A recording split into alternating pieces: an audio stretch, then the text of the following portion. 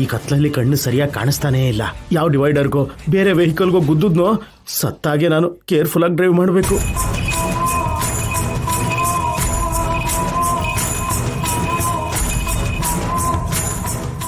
Ananthu madam, ಅವರು ಎಲ್ಲಿವರೆಗೂ ಬಂದ್ರೋ ಕಾಲ್ ಮಾಡಿ ತಿಳ್ಕೊ.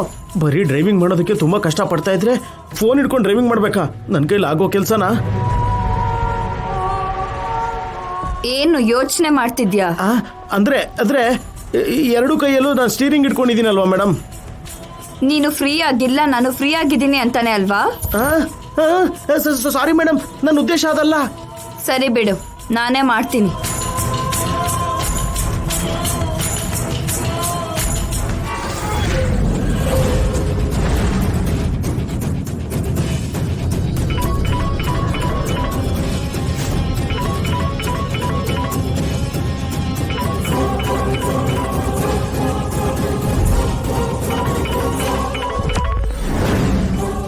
ಯಾರು?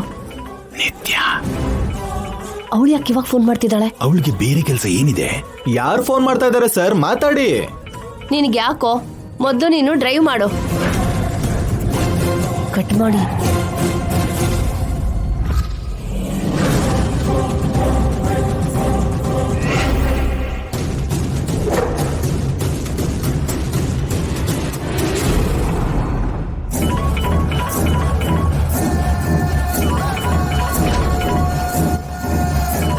ಅವಳು ಬಿಡೋ ತರ ಇಲ್ಲ, ನೀನೇ ಮಾತಾಡು. ಹಲೋ? ಕಾಲ್ ಮಾಡ್ತಿದ್ರೆ ಕಟ್ ಮಾಡ್ತಿದ್ದೀರಲ್ಲ ಯಾಕೆ? ನೀನಾ ಸರೋಜಾ?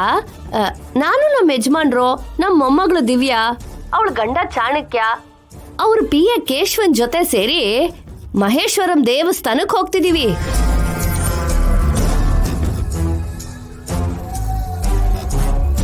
ಓ, ನೀವು ಅವ್ರ ಜೊತೆ ಇದ್ದೀರಾ?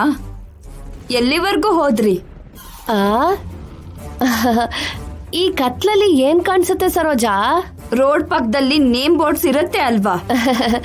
ಕಾರ್ ಹೋಗೋ ಸ್ಪೀಡಲ್ಲಿ ಅದನ್ನೆಲ್ಲ ಎಲ್ಲಿ ನೋಡ್ತೀವಮ್ಮ? ಇಲ್ಲೋಡು, ನಮ್ಮ ಯಜಮಾನ್ರು ಕೊಡ್ತೀನಿ, ಮಾತಾಡು.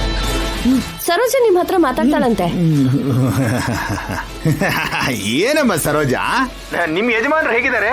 ಎಲ್ಲ ಕ್ಷೇಮನೇನಾ?